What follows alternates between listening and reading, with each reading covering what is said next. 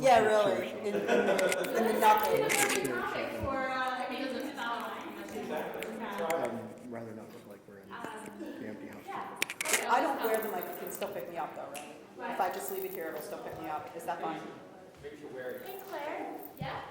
Does she need to wear them? Do I need to wear this, or can I just Are you leave the it? only presenter? No, we're sharing back and I forth. can just put it on the laptop. Yeah, it's weird. Oh, cool.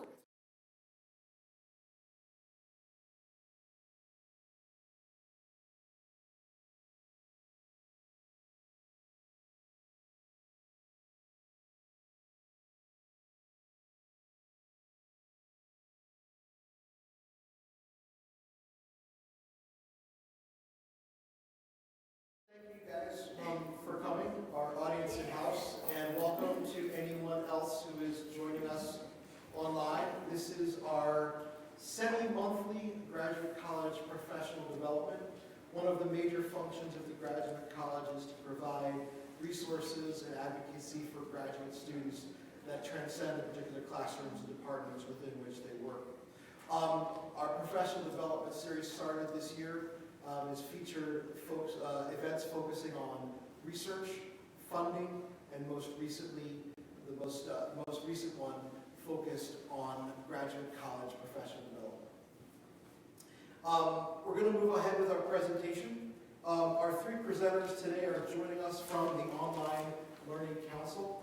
First, we have Dr. Dana Kemery. She's an assistant clinical professor in the College of Nursing and Health Professions. She has her diploma in nursing from the Helene Fund School of Nursing in Camden County, and her BSN and MSN from Drexel University. Dana's clinical practices include psychiatric and maternal child care, medical surgery, home care, and emergency trauma nursing. She is a certified emergency nurse and has taught as an adjunct clinical instructor before joining Drexel full-time. Our other presenters today include Dr. Alan Grant and Ray Lowe, and we'll introduce them as they come aboard. So I'll turn it over to you. We'll answer any questions in the middle of the session as folks are switching, and then we'll have time for discussion and questions at the end. Thank you. Welcome. Great. Thank you. Thank you all for having me here, guys here live and guys out there online, or if you're watching me on video, hi and welcome. And again, thank you so much for having me come and talk about a topic that is near and dear to my heart. If you listen to my intro, I started with a diploma in nursing back when I wrote A Dinosaur to Nursing School. And I always wanted to go back to school, but I never could with family obligations and things like that. So when online learning became an option for me here at Drexel, I jumped on it. And that's where my love for online learning started, because for years I wanted to get an advanced degree and just couldn't. So that's why I'm standing here now as Dr. Kemery, because I just finished my EDD at Rowan University. So I'm very excited about what online learning can do and what we can do for our students with online learning. So let's talk about what you're here to think about, and that's taking your face-to-face course online, or like I like to call it, think we're gonna need a bigger boat. Okay, so in my picture, for the beginning of my presentation, I have a picture of the Titanic. Why do you think it's the Titanic? Well, because a lot of planning went into the Titanic, but it was all in the perspective of making it the safest ship in the ocean, and people knew about ships and they knew about oceans, and they thought they could just put those things together and everything would be fine. Oops, here comes an iceberg, which we knew about those things too, but we didn't take that into consideration and we sank this big old ship. So we don't want to sink our big old courses, so I think we need to think about other things when we're trying to transition our courses from face-to-face to online. So we want to discuss the process of converting face-to-face to online. Now, I want you to think about the word converting, and by the end of the session, I think you may see that word and the definition of that word a little bit differently from this perspective, and I'm going to give you some practical resources to help you with creating an online course, right? So we know change is hard, right? This is way back in the day when changes in technology happened pretty slowly, but we changed from the horse as a mode of transportation to the horseless carriage, as we now know as the car or the automobile, right? But back in the day, this is not photoshopped. People actually hooked their horses to their cars as a mode of transportation. Now we're laughing, people here are laughing, and I love that, because To us, that seems really strange. And I want you to start thinking about your face-to-face courses and converting to online as just this strange, right? It's similar. These are both modes of transportation, just like face-to-face and online are modes of communication and modes of education, but they're different and unique in their own ways, and maybe we shouldn't try to be smashing those two things together, right? Because maybe you can't get there to the online from the classroom. Or maybe there's some things that can, right? So some things are communicated between the two environments, right? And we need to have certain things in educational environments, right? So I want you to think again. You know that old square peg in a round hole, right? So Pooh's sitting there thinking, and I put him up there because he's very concrete, right? Pooh is very concrete. So he would look at that square and say, oh, that square is smaller than that hole. I can fit that inside. I can fit my course, my face-to-face course, inside that online environment, and it'll fit really well. But I want you to think about if you try to put that square in that hole, do you see empty space around that square, right? So those are all the things that maybe you're missing when you try to take those things that function really well in a classroom and stick it online. So you're missing so many key points that we need in an online environment. So what's the same? What's the same for us? Well, students, right? You have an educational environment, you're going to be teaching somebody something, so you're going to need students. Students need to be engaged. They need feedback, and they need some sort of structure, right? Schedule or plan, right? What's the course going to be like? So we need to do that in both of our environments. We need somebody who's going to be teaching, right? Who's going to be presenting and providing information. We need to communicate, and we need to have a presence, right? Presence in that environment. You're going to need a space in which to teach. It can be a room like this, or, hi guys, it can be an alternative type of room, right? The internet, right? The online environment. It's still a space, but it's a little bit different. We need content that needs to be delivered and shared and maybe challenged. How do you do that in the classroom? Does that look the same online? Can you really transfer that kind of interaction online? Possibly, but not in the same way. And you're going to need activities like exams maybe, group work, which we all love so much, right? Papers, writing. How does that look in the face-to-face environment, and how does that look in an online environment? There's one important thing here though that's missing on this slide. Anybody who's here, can you tell me maybe what that is? Maybe not? All the things together, all these things together in your typical face-to-face course creates your community, right? So you're creating a community of learners, right? That is so essential in any learning environment. And it's quite different to create that community online, right, than it is to create here, right? Because we're here, we're together, but you guys aren't, right? You guys aren't with me here together, right? But I'm giving you, by your cameras, some eye contact, and I'm providing eye contact for you, right? So I'm here for you, and I'm here for you, trying to create that sense of community, which is difficult as the person leading the class, right, to try to continue to do that. What are some of our unique challenges in the online environment? We have challenges with accessibility and equity. And I don't just mean accessibility, do they have a screen reader, or do they have a hearing impairment? Can they access the web where your students are?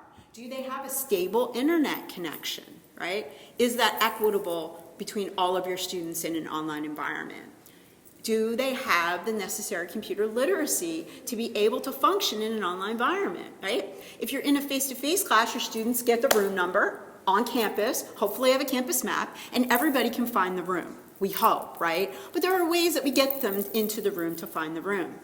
But think about your students online that can't even find the door, maybe even the on button for the computer that they just bought to get to your class. Okay, so that's where that's a little bit different. We have other limitations. We have the limitations of the technologies that we choose to use.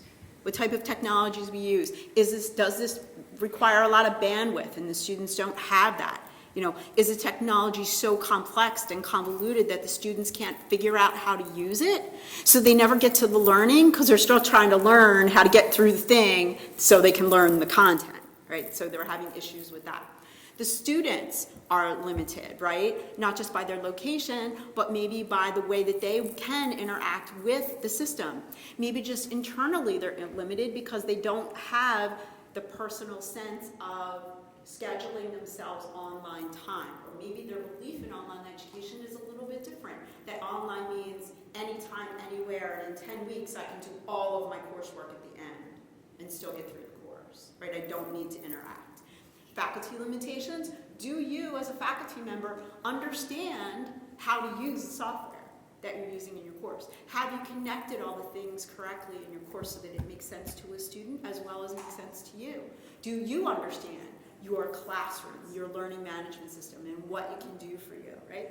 And limitations with administration, whether or not your administration at your college or university supports online education, and whether they give you the IT people and the instructional designers that you're going to need to help you design your course. So first, you need to develop yourself. If you haven't taken one already, take an online course. One of my colleagues is going to talk about a really creative, innovative, how to teach online course, but I mean take any online course and see what that's like, what that experience is to be a student online. That has been so beneficial for me, stepping out of my role as a student and into my role as faculty, to understand when things just don't work for students, right? And to understand that not everybody understands what a browser is, right? So you'll use that term, try another browser, and the student then is afraid to ask you, well, what is a browser? Right? So we have to sometimes understand our communication with our students. Ask other online faculty members at your institution, what works for you? How does this look for you, right? You really like their course. What does it look like? Students seem to progress really well. How is that different from what you're doing? Ask online students. I've learned so much from asking online students, not necessarily my students, but my children. I have 5. My oldest is 32, my youngest is 15. All of them are involved in online education. My oldest daughter got her master's in counseling online. And when she talked to me about how she used discussion boards as a student in her course, I was fascinated. She actually developed a schedule at the beginning of the quarter that broke out who she was going to respond to every week, regardless of what their post was. So as a faculty member, I'm going to think, this is great. She's talking to everybody. That's really cool. But she had already predetermined that even before she read their post, because she knew she could respond in a meaningful way because she was up with her coursework. Very interesting. So it wasn't really the engagement that we thought it was. It was quasi-engagement, but she had already had it all planned out. Down to my son, who's 15, he's in an online K-12 program, and some of the things that they're doing, down to my next point, reach out to K-12, are amazing. Some of the engagement they have, he has kids in his classroom that are overseas, that are traveling all over, families in Winnebagos that are homeschooling their children. It is phenomenal. So his world is expanding exponentially because of the interactions that these K-12 providers are providing online. So I'm here to tell you, if they can do it, we definitely can. And engage. Always think about engagement, not just in the classroom, but in the broader online community. How do I engage? Because the information is like information overload, right? I'm a Twitter voyeur. I tweet every once in a while, but I kind of watch Twitter more than I tweet on it.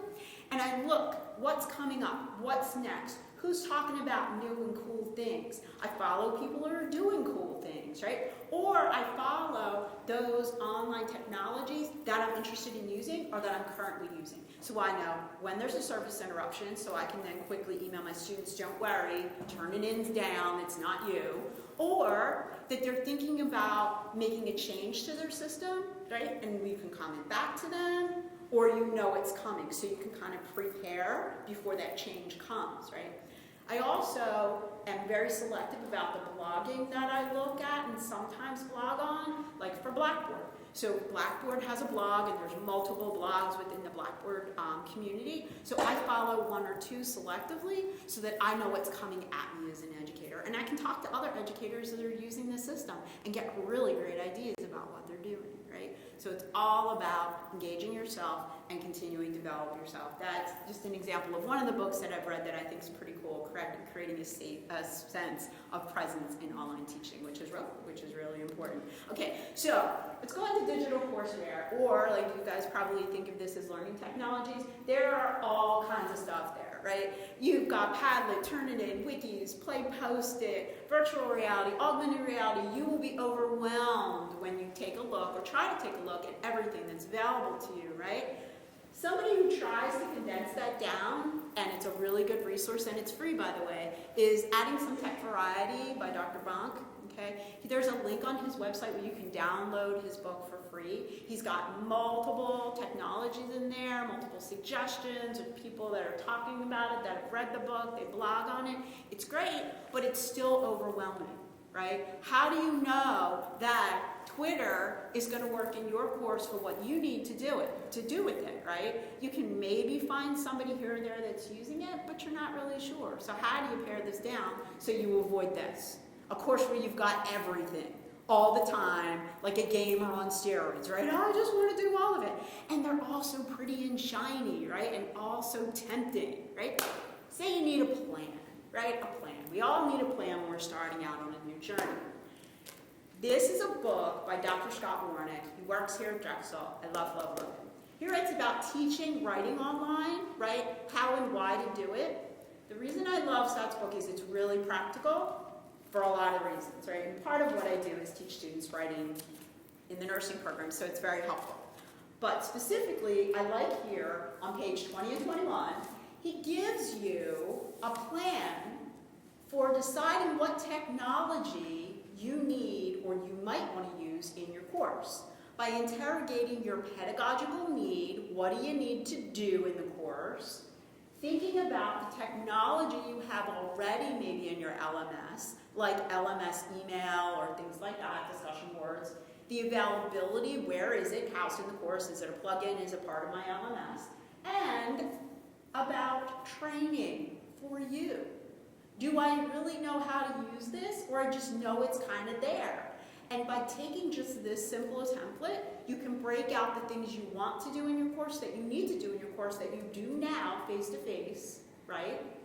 And put it into a structure that'll help you pull in those technologies, right, that may be helpful or useful. Make friends with the instructional designer wherever you are. They are your bestest friend.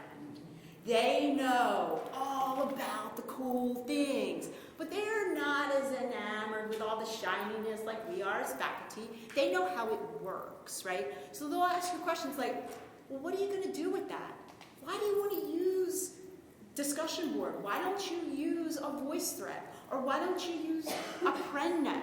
If you really are looking for communication and you're not so focused on text, right? If you really want the spoken word to come out, right? Interactions versus just that flat text, and get death by discussion board. Like we usually have death by PowerPoint in the classroom. Yeah, it's death by discussion board, trust me, it'll kill you, okay? So make friends with an instructional designer.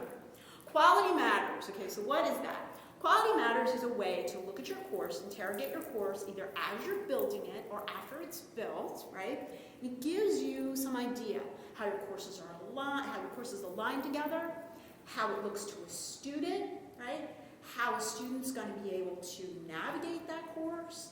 Is the course accessible in the way that we want it to be accessible for students with disabilities or with those weak internet connections like I talked about? So it's a program, right, that you have to be a member and pay for. If your institution is a member, right, of Quality Matters, you can get and use the rubric. Here at Drexel, we're really lucky, and we do this as part of the Online Learning Fellows. We go through courses when people ask us to and kind of give people feedback and how the course is aligned and what it looks like. I love doing QM review because it puts me back in the student seat for a while. So I take off my professor hat and I put on my student hat and I sit there and I go, if I was coming into your course, would I know how to find my assignments? Heck no. I just had to click 7 different places to find your assignments. What the heck is that? I don't even know where they are. Now, of course, when I give them my report, that's not how I write it. But that's what I'm thinking, right, while I'm going through the course, right? So it really, really helps, and it helps me to look at my courses in a whole new way. To, again, take off that professor hat after I've spent so much time and effort getting that course that used to be in the classroom and putting it online, and then go, darn it, I can't find my assignments. How are they going to find it, right? So again, looking, giving that other perspective, looking at things in a different way, planning first before you launch. here's what we use at the College of Nursing based on Scott's plan, right? So we just took Scott's plan and we tweaked it a little bit because we share our courses between faculty.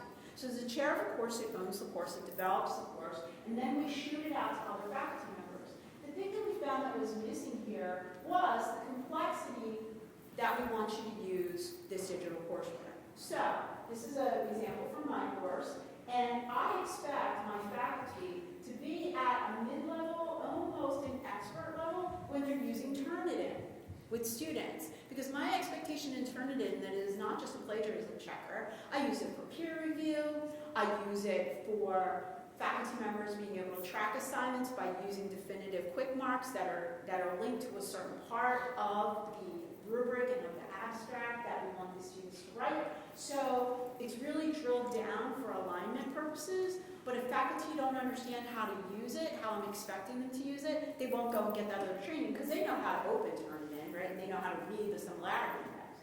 So that then gives the faculty an understanding of how we expect them to use it. The next step in this process that I want to add on, because I thought, you know what?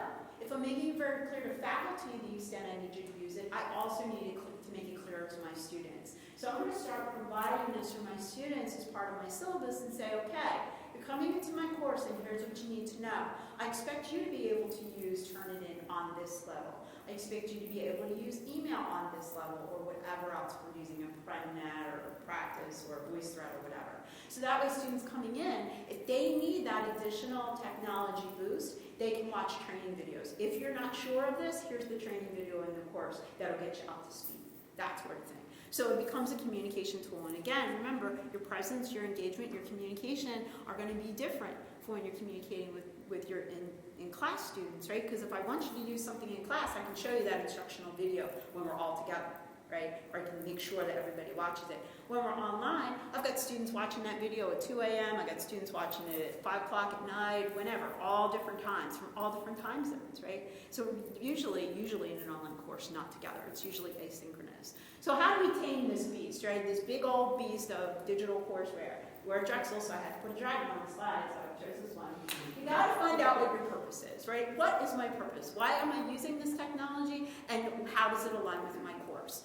Use the data that you have available. The data that you have available right now from your face-to-face course is going to be instrumental in having you think about that assignment in a totally different way. So how do the students engage with this assignment? How do they interact in class with this assignment? And maybe, just maybe, you can get that same type of interaction online, but you may need to use a different vehicle to do so. Once you launch it online the first time, I would be very, very remiss if I didn't look at my data when I start a new assignment, and even when I have an old assignment that I've been running for a while. I have changed assignments significantly based on the data from analytics and from the student interaction that I receive on the other end of it. So this is a constant, for me anyway, and constant action research project every time I'm teaching an online course. I want to know what it looked like on the end. And ask. Ask during the course, ask after the course. What did the students think? How did they like it? What else would they want to see? Because remember, you're the faculty member, you're seeing it from a totally different perspective than the students do. Some things look lovely from our end, and it's a white-hot mess from theirs. So find out what they're saying and try to tweak your assignment based on that type of feedback. We're kind of at a crossroads here, right? So children, people used to learn from books, right? Now we have the internet. Like, kids this age are playing with iPads and tablets and trying to change their TV screens by swiping, right? I was amazed the first time my granddaughter went up and went like this to the TV. I'm like, what is she doing? I'm like, oh my gosh, she thinks it's an iPad. She doesn't want to watch, whatever's on Sesame Street. She wants to watch something else. So it's amazing what these children are doing in school, and it's amazing what our students are going to come with, right? And the capacity they're going to have. We need to meet them where they are, and we need to change our courses to meet them where we are. Something I heard yesterday, and something I truly believe, so if other people are talking about it, they think about it the same way I do. All these tools, and online, and all these online great pedagogies and all that, it's just another piece of chalk that we used to have in the classroom. We just have a different space, a different physical space, and a lot of different colors of chalk. Remember, it always used to be white. Now it's all different colors, right? Now we have more colors in our crayon box. So you have better opportunities now to create and to innovate. You just have to educate yourself and plan beforehand. Questions? No? So thank you, Dan. Just one quick comment. Having been involved in the online learning world for a long time, one of the greatest things that I see about talks is when what you learn from a talk about online learning actually applies to your work teaching face-to-face as well. So virtually all of that, I think, translates to the work that we do, whether or not we teach it online. There's online add-ins and pieces you can connect with your face-to-face course as well. So I think it's one. Thank you so much. We'll also have time for some questions at the end, see if there's any questions from the audience. Our second presenter is Ray Lum. If you can handle that switch off, Ray. I think it's Ray. Which one? Yep. Ray is an associate teaching professor and director of e-learning in the Dornsife School of Public Health. Has 18 years of academic experience in the Department of Health Management and Policy in the School of Public Health. He's been affiliated with projects in the areas of reducing health disparities in the Asian population, as well as management issues related to continuous quality improvement, strategic planning, and strategic alliances. Ray serves as the director of the School of Public Health's e-learning program, where he co-directs the Epidemic and Biostatistics Certificate programs. Ray, welcome. Thank you. Thank you, everyone, for taking time out this afternoon to talk about it. I think my presentation is a nice segue from Dana's presentation, because it looks a little bit more at the classroom, the online classroom. So, and it really follows along with the response techniques. So what I'll provide to you here is around 20 tips out of this 100 tips that you use on your course, and to think about that. So I also have I created a shell for you. So if you could send me your emails or your user IDs, I could get you into the shell that I have, and you can navigate through that, and you can see all the tips and all. So my emails are out27@drexel.edu, and it'll come up at the end as well. So one of the things you need to think about is, how do you get your students to be curious about your course? And I think what happens is you don't want to keep it as a blank, keep them guessing, but you want to have some sense of curiosity. So this idea of, there are two different techniques. You either open up your online course to have all weeks shown, or you just have a couple of weeks shown at a time so they don't work ahead. So you want them to be in the moment at the times, otherwise they'll look at different things and they'll just start being distracting.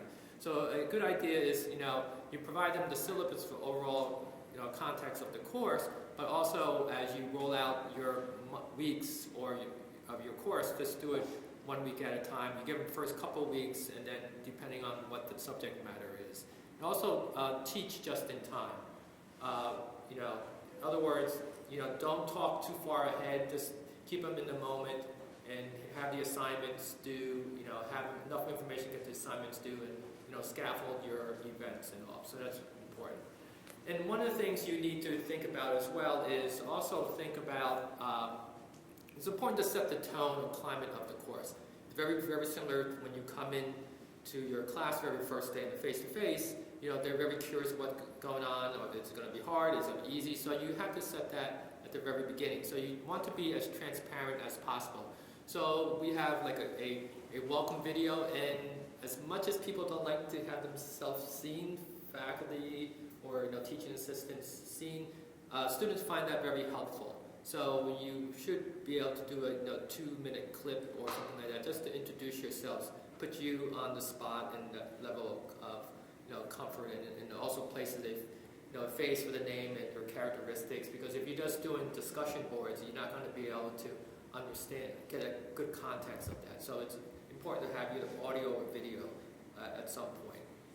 And once again, take care of the business, important business, as teaching assistants and all. You want the students to know, they want to know what they need to do. So make the course as transparent as possible. When our key assignments due, make it somewhat efficient for them to do this. So once again, a video is helpful. I've done this video of my class, and what I normally do, I do an introduction video, and at the beginning of each week, I have a short video, a 2-minute video that's saying, hi, this is what we're going to cover this week. So as we talked about before, accessibility is very important. So having a caption is important for those people who have some disability. But also what happens is a lot of students watch their videos in loud places. So having it captioned is helpful. Just like if you're at a restaurant or something, there's a TV and it's loud, you see the caption on, you can still follow what's going on there also. Also, it's important to have a transcript. Transcript is important as well of what you're talking about. Because what happens is if you're talking about complex topics, if it's whether it's engineering or mathematics or sociology, there's some terminology that they need to be familiar with. It's hard for them to hear it for the first time and comprehend that. So a transcript is very important. Once again, it gives them a chance to look at it while instead of hearing the video again or watching the video again. Set the goals and expectations very quickly. In regards to gradings and what the assignments are, it's important to discuss that. What are the course objectives? Also, it's important to have weekly objectives to align, and if your assignments, if you're a teaching assistant, have your assignments have objectives that map up accordingly. This is all part of a Quality Matters standard. So that way a student knows exactly what they want to do, right? So it's important for them to understand that. So, and also understanding the weighting of the assignments, where they are. Because a lot of faculty always hear, how am I doing the course, and how can I improve? But it also gives them a sense of where they need to focus their time and have your assignments done that way. Once again, an online class is personal introductions and personal commitments. I think you introducing yourself to the class is important, but having the students introduce themselves is important to each other, as well as what their commitment to the course is. I think it's, as you probably understand, is not only it's the student's relationship, the student to content or student to faculty, but it's also student to student. What's that interaction looking like? And that's equally as important. So as you can see here in this is week 1, a great overview. I list some objectives there. I have a video, and I have a discussion board prompt, and it's the same way every quarter. This is a master template that we've been using, and it makes it easier. So everything looks the same. They get in this routine on doing this. And one of the things I do, and this may mess up if you're looking at recording or looking at how students are progressing through your classes, I have a zip file at the bottom where they can zip all the documents they need for that week instead of downloading one at a time. It's good for them. There's requests from them to ask for that, but what happens is if you're tracking whether they do that, it's very hard. So one time when I had my course open all the time, I had zip files, and one of my advisees went into the course and zipped down all 10 weeks, right, at one time, the beginning course, and I asked her, why haven't you shown up in the class? And I have the materials. I just did it at the very first day of class. I took everything and put it on my hard drive. So it's better if to go by week, so you have a sense of are people are coming into the class, because it's hard if you're online when it's opposed to the class, you don't know if they're showing up or if something has happened to them. One of the other tips is keep them encouraged, right, in doing the work. They some positive feedback, and one of the things I do is use self-checks. I don't make them quizzes. I don't title them quizzes or tests. Self-checks, where basically the short quizzes, I call them self-checks in regards to the readings and contents, where you have answers to them that are low-hanging fruits. You give them a couple opportunities to do that, and they self-score. So you want them to understand the terminology. So in this case here, they're looking at some videos, and then I have a self-check quiz at the end that talks about the contents of that, and they have a couple chances of doing that.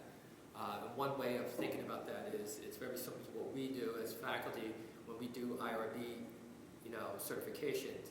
You need to understand materials, so if you don't get it, you go back and do it again.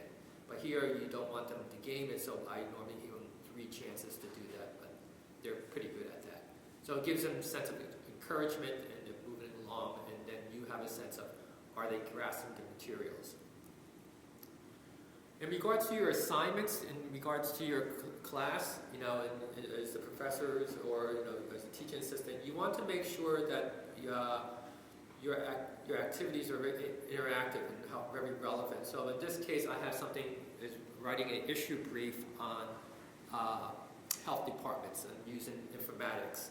So what happens here, I give examples how to write issue briefs, teaching very much before we talked about how do you write papers and stuff like that, and then give examples of issue briefs, right? And then resources. So these resources here are one of the things I was asking to do is how to design a public health informatics, how to make it public health savvy informatic health department.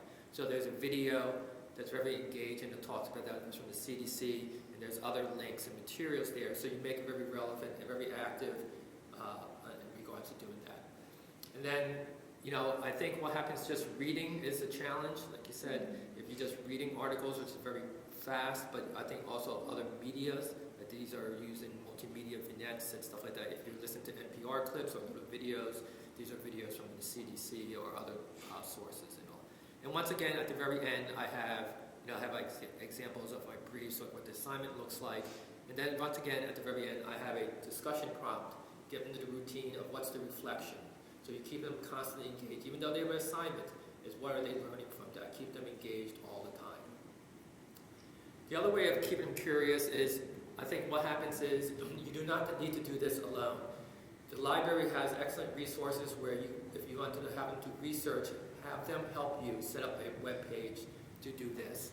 So if whatever topic it is, if you're doing research, have the library help you in regards to the topic areas and how to do that. They'll create that web page, you just give them some guidance, and then all your resources are there. So you keep them curious about the subject matter and current events, and let them have autonomy in choosing what they want to look at in regard not only to the resources but also your assignments.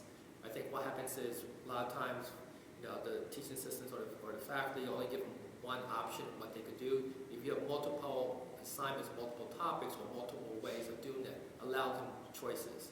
That keeps them engaged, it gives them adaptive learning. And what happens is you won't get, as a grader, frustrated with regards to, they're not getting this, they're not getting that. They'll gravitate to what they're comfortable with, but you still understand that they need still basic writing skills, still basic communication skills, basic abstract skills, but they'll gravitate to the area where they're most comfortable too. So, and it's helpful for you as the grader is you don't read, 20 or 25 the same things. There's just various elements, and if your course is very mature, you just build it over a period of time. So it's helpful for you as an instructor developing the course as well. Keep the assignments relevant, and keep it current. I think that's very important. I think what happens a lot of times you talk about history or some aspects of old topics. How do you relate that to something current that they can relate to? Something. The way I always look at it, how can it be helpful for them in a job interview? It's something, a new skill that they could talk about, very current and stuff like that.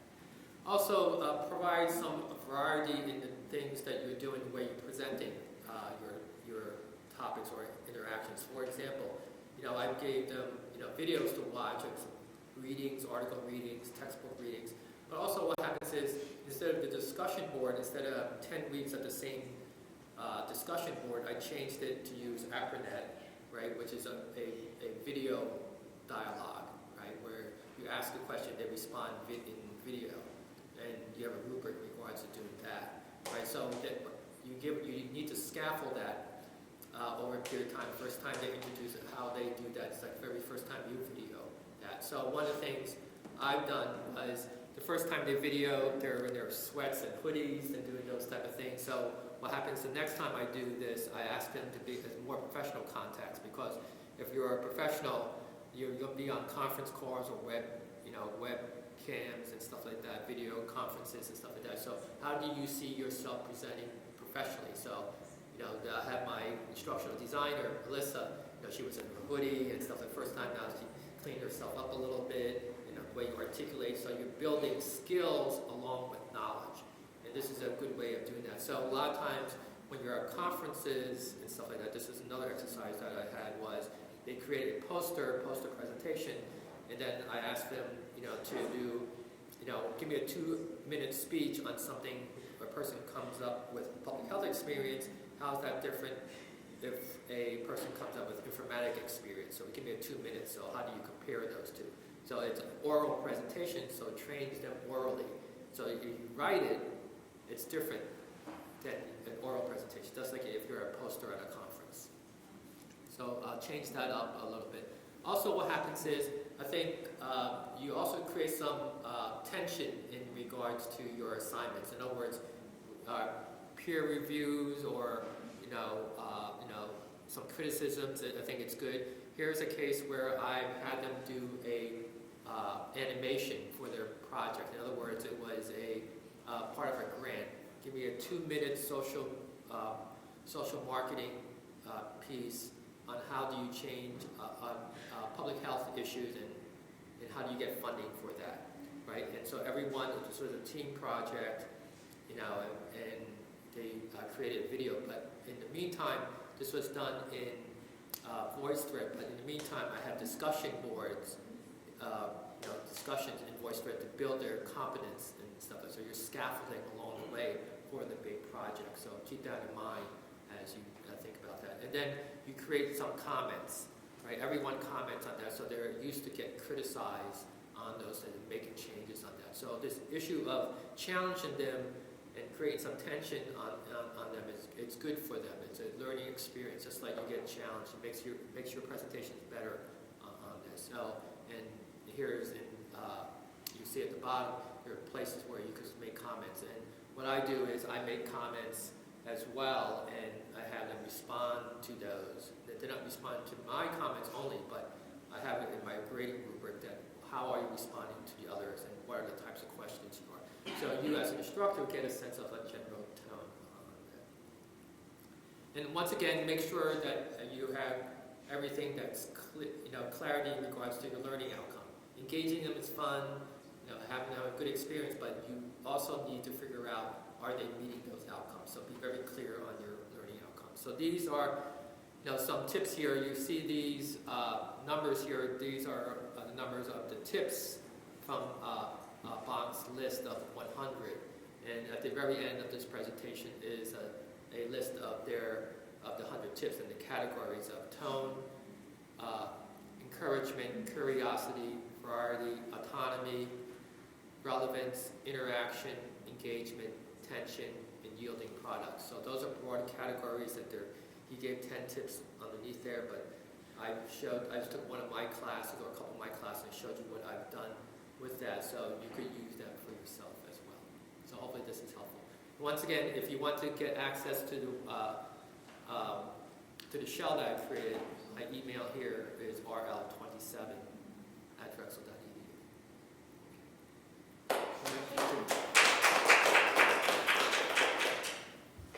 Thank you so much. Any questions real quick? So we have one final presentation. Our last presenter is Dr. Alan Grant.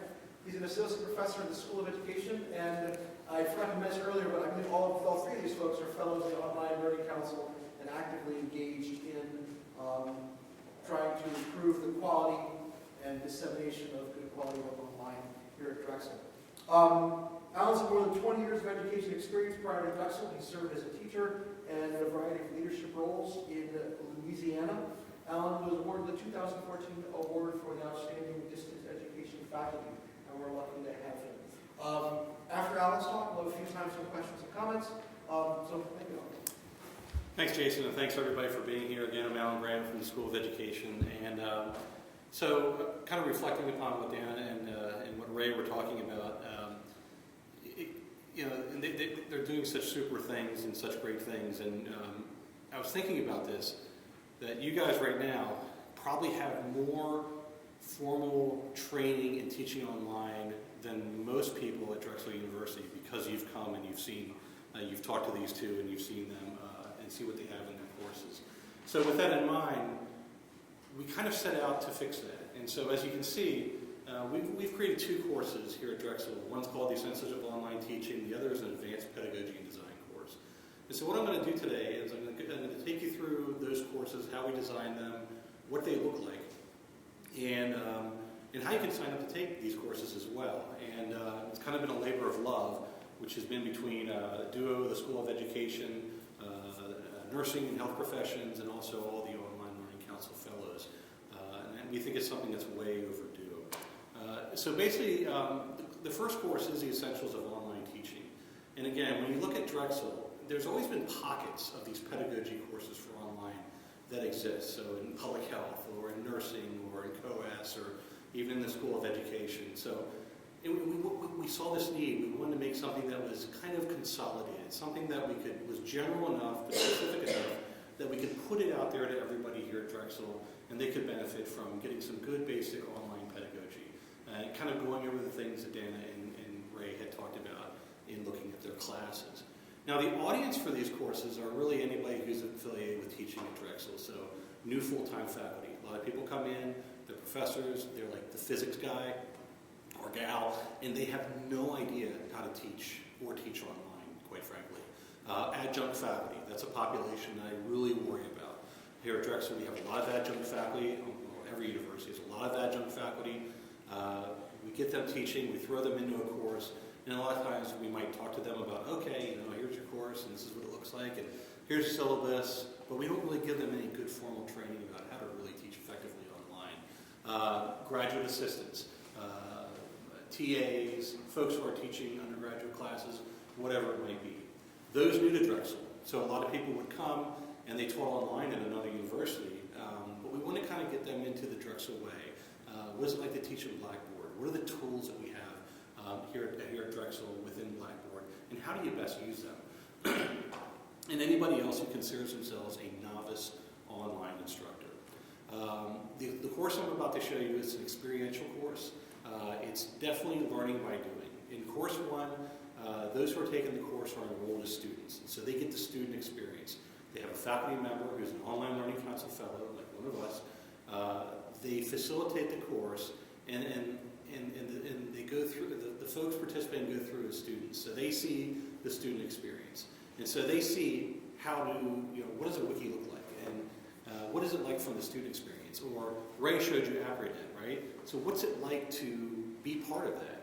Or what's it like to work in a group and do a group project over 3 or 4 weeks? So we mimic all of that for you so that you can see the tools available, but also learn how to use them as well. These particular courses, actually the first course was designed over the summer and fall of 2016.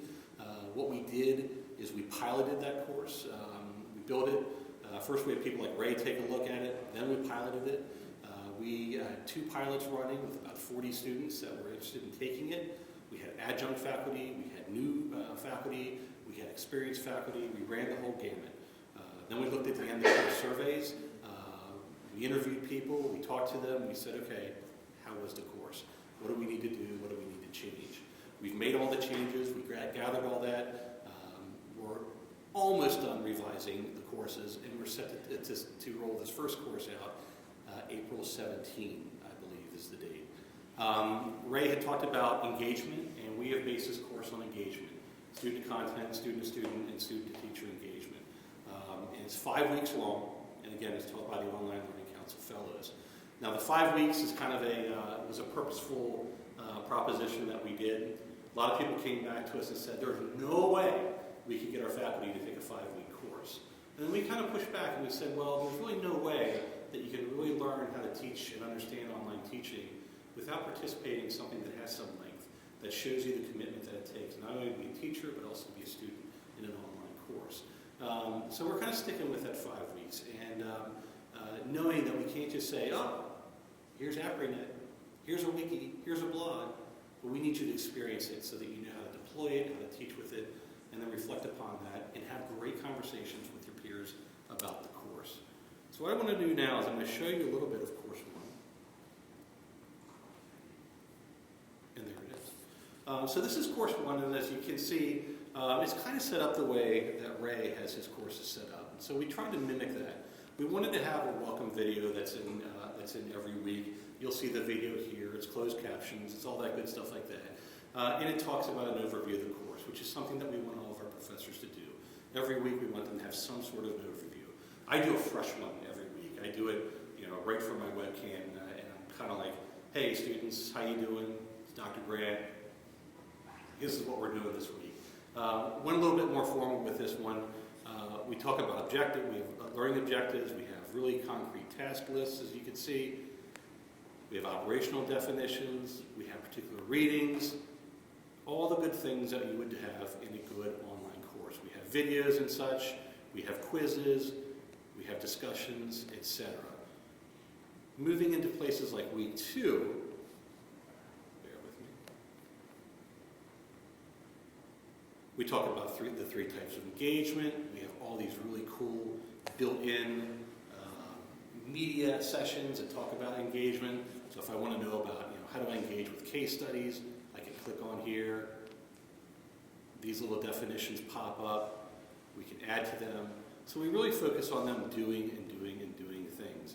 For example, there's a wiki activity. Instead of just telling them what a wiki is, we have them do a wiki throughout the full 5 weeks of the course, something that they return to.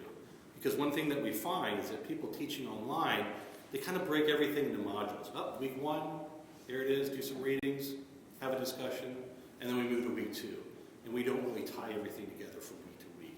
So we've kind of designed this course so that things follow and they're recursive. So you talk about something in week 2, and then you might apply it in week 4, and you talk about how cool that was in week 5. So we're really, really looking at teaching online as a whole picture. One of the great things about the course, I feel, is the group work. We have them go through a group project. We have videos that teach them how to do it. The different tools are available to manage group projects, good practices, and then we actually have them do one.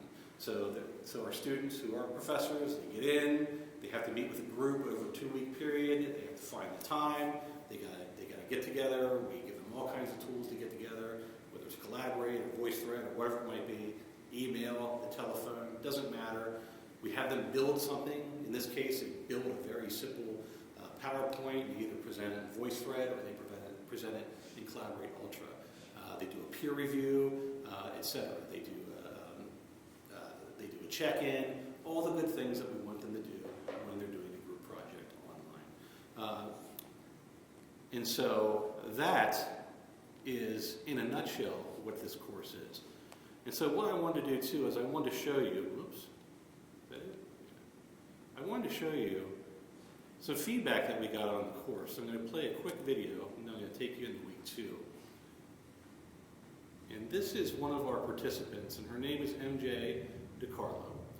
She's in the School of Education, she's a professor, and she was somebody who, when she came to Drexel, she had no clue how to teach online. She was just handed the course and said, all right, go for it. And so this really, when she took this course a couple months ago, this is her really first time in taking a course of any sort of pedagogy course about teaching and learning online. Let's hope the speakers work. Hi, I'm Mary T.C. DiCarlo. I'm assistant clinical professor at the School of Education. I started with a K-12 career and then transitioned to a higher ed career after 18 years in the classroom. This is my 5th year here at Drexel, and I've been teaching online since I arrived. The reason I signed up to take this course was because I've been sort of learning to teach by doing. I had never taught online before coming here, so I kind of learned through the action of teaching. So when the opportunity arose to take a different lens and sort of look at this more clinically, I jumped at that. And I guess my 2 big takeaways would be, one, the 3 different levels of interaction and collaboration that was built into the course gave me a different way of looking at not only my teaching, but how I build my online courses that I create as well. The course really was organized around the ideas of student-to-student interaction, student-professor interaction, and student content interaction. So now, for any particular week that I'm teaching online, I think to myself, what did I do to foster interaction between myself and my students? What did I do to make sure my students were interacting with content and there's some accountability there? And what did I do to make sure that my students had meaningful interaction with each other beyond simply a response or a discussion board where they all agree with each other. The other thing I liked about this process was I learned from other students taking the pilot course. So I learned about something called ApprenDet, which I think the new name of it is practice, which is a certain way of structuring learning online so the students have to address a problem with practice. They interact with each other, which is that peer-to-peer interaction that we learned about in the course. Then they interact with an expert, which could be you or someone else you bring in. And throughout the whole process, you, as the instructor, sort of watch a student's thinking with the content change and evolve. So I'm designing a new course that's actually running right now. And in my week 10, one of our capstone activities is a practice or ApprenDet process. So what I took away from the course really was building my toolkit as an instructor and also just changing the framework I was using in my week-to-week teaching. Cool, huh? So that was MJ, and she's talking about course one. And so what we did then as well is we are in the process and almost at the end of creating an advanced course of pedagogy and design. So a lot of things that Dana talked about in terms of how do you design these great learning environments, we're building a course around that. And this course is a little bit different. It's designed for people who are veterans, if you will, alumni of the first course, for example, those who feel that they have intermediate or advanced online teaching skills. And basically this is also an experiential course. So basically what we have is we have a course shell like you've seen before. Students go through 5 weeks of course, and then they have a Blackboard sandbox where they're enrolled this time as teaching assistants. So they can go in and they're going to build a week-to-week learning module that they would deploy in their own online class. And so let me show you a little bit about this course to give you an idea of what it looks like, because it's kind of cool.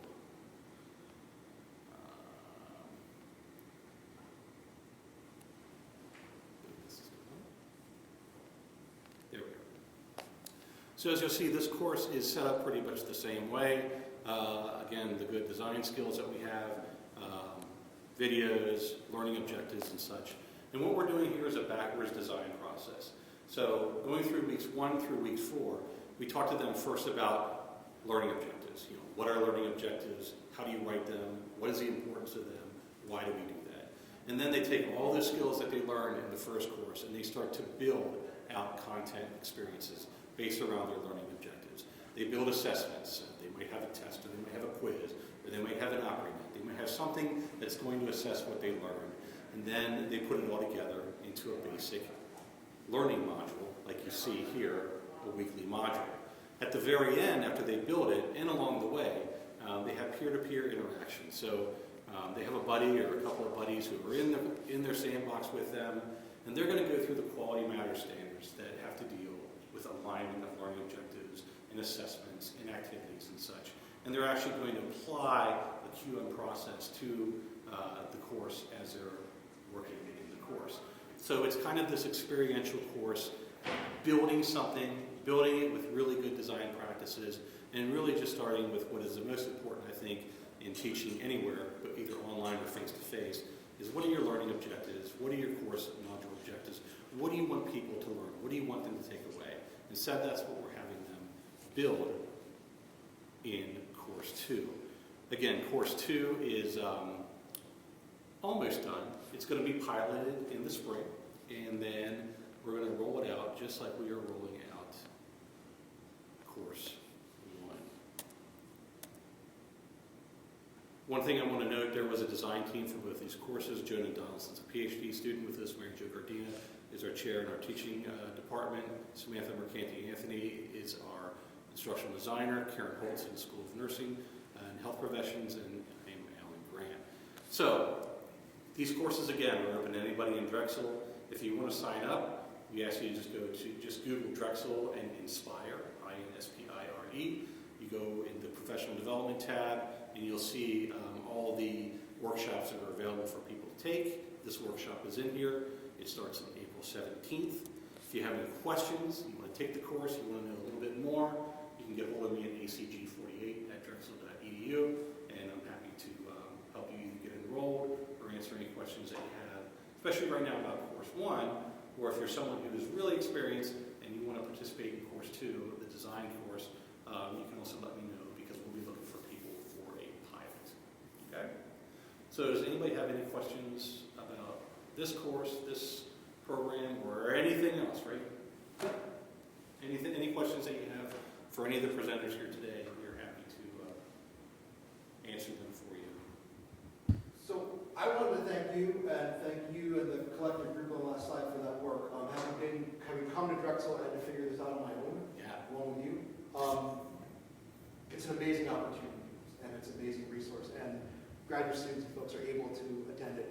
Again, going back to my first comment, I think a lot of the stuff you do on there can enhance the work that you do, even if you're not teaching 100% online, either here or in your career faculty appointment down the line. I did have one question for the gang, if we could. One of the things that is a big emphasis, or is emerging as a big emphasis here at Drexel, especially in the STEM areas, and at least those folks in the house are STEM students, is the importance of student engagement and active learning in the undergraduate instruction. And I was wondering if you two could take a quick stab at talking about how you address that particular need in the courses you teach. And I know there's lots of different ways, but I mean, maybe just one example of active learning that you've engaged in the online context would be really neat. Go ahead.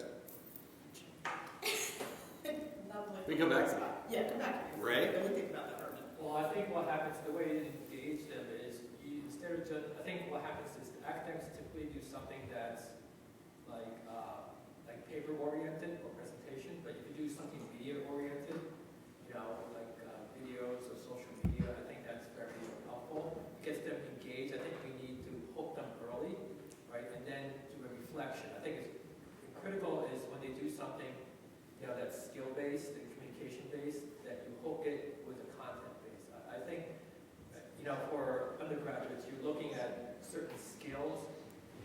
You need to weigh skills like writing and communication equally with knowledge, right? Because that means it's helpful for them. And I think that's a hook for them on regards to online. And you can do that in various forms. You could have them like, I know some of our faculty, undergraduates, like they go out and take in the city, take pictures of what you think public health is, and they snap pictures, and then they have a discussion posted up. And that's how you would get them engaged, excited about the subject. To get them excited about the subject matter, whatever way you can, and then bring in the other aspects of it. And something, okay, so thinking about that, and something that we do at CNHP, we're teaching nurses, right? So we're big on assessments, right? So we use Shadow Health, right, for active learning with our nursing students. So Shadow Health has an avatar where our students can ask questions, our online students ask questions of the avatar learns and responds based on the questions that she's given.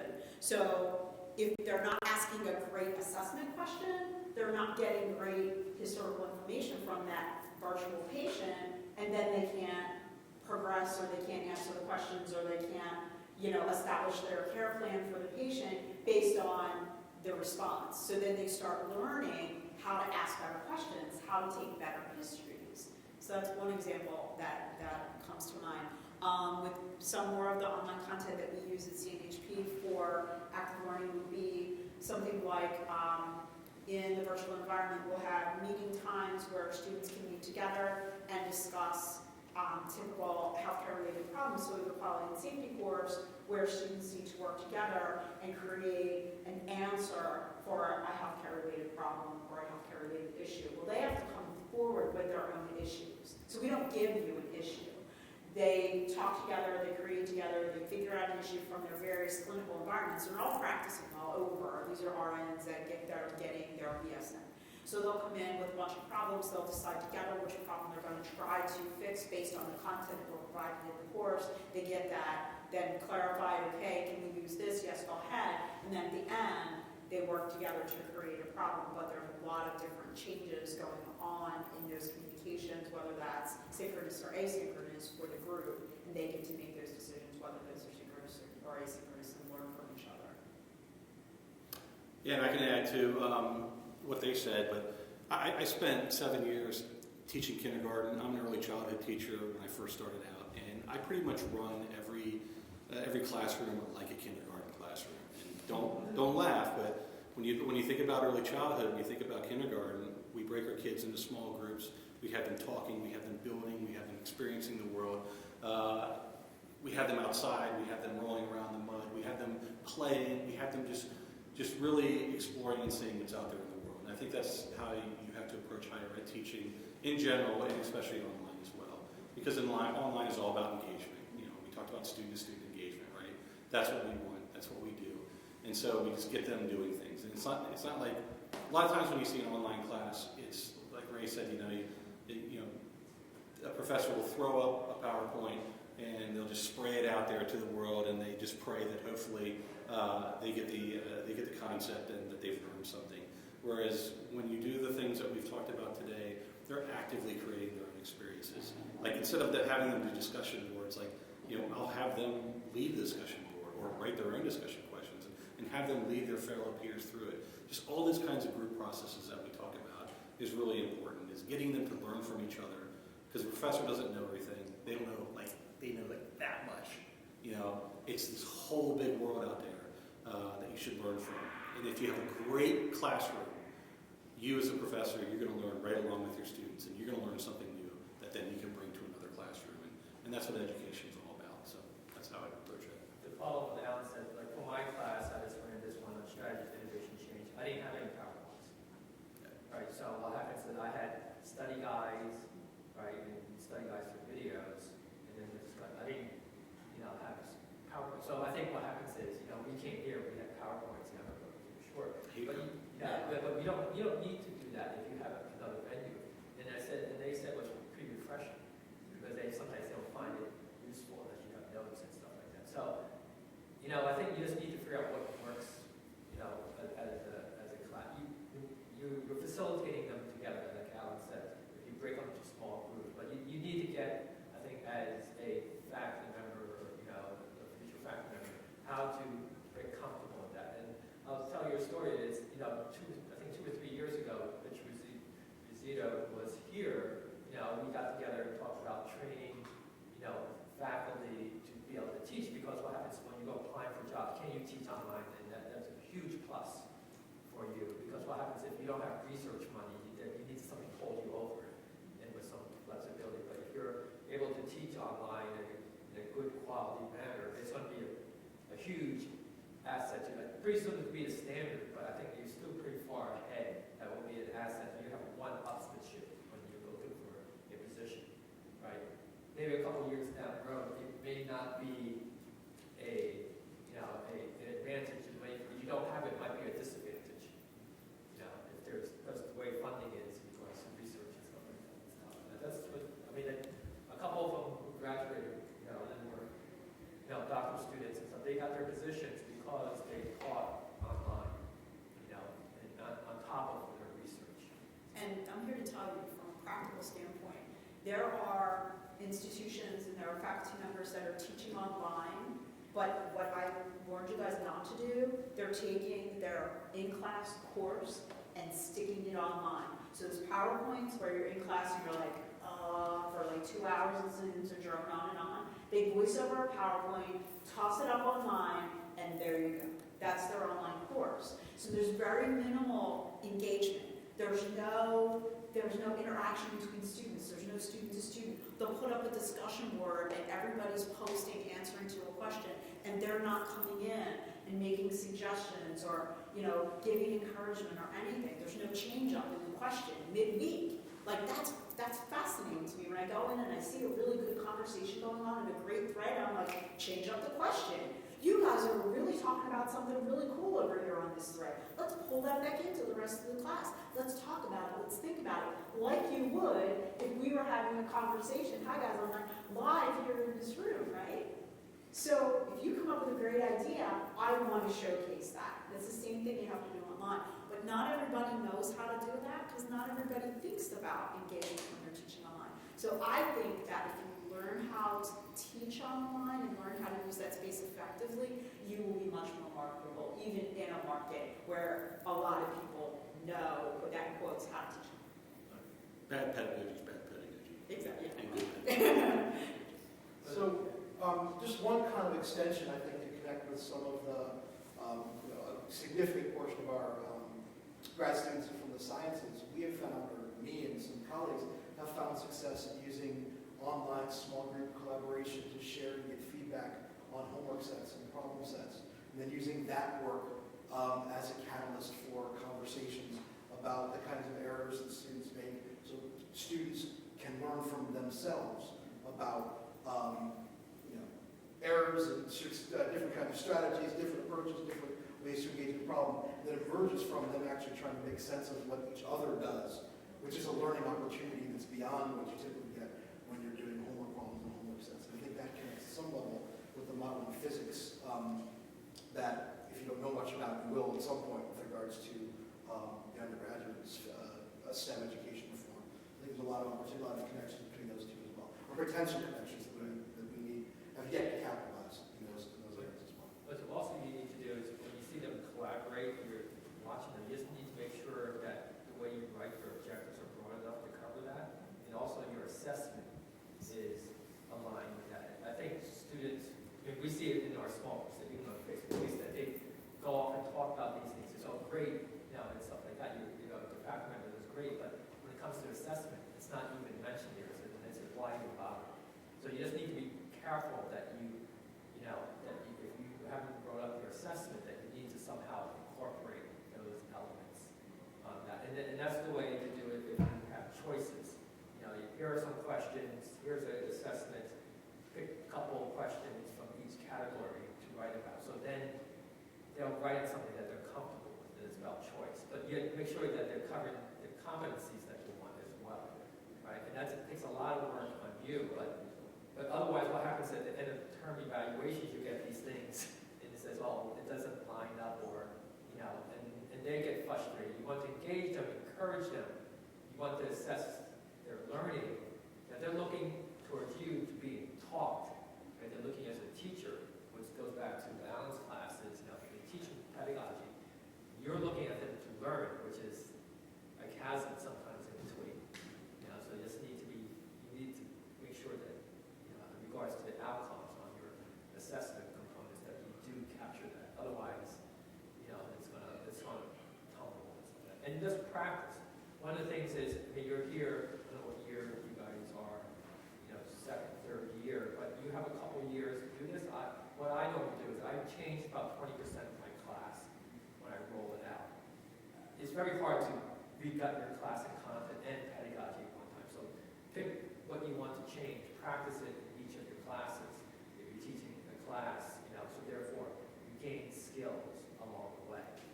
And this all it is, like you said, research informed. You take the courses, you see some things that will work and won't work, right? But you won't know until you do it yourselves. You may be a believer, you might not be a believer. So I think we do have to wind up. We are said it would be a little bit over an hour, and we're well over a little bit. So appreciate you guys attending. Everyone online, thank you for your interest. If you're interested in the online courses or anything else online education at Drexel, drexel.edu/inspire. And for more information about upcoming events in the graduate college, drexel.edu/graduate college.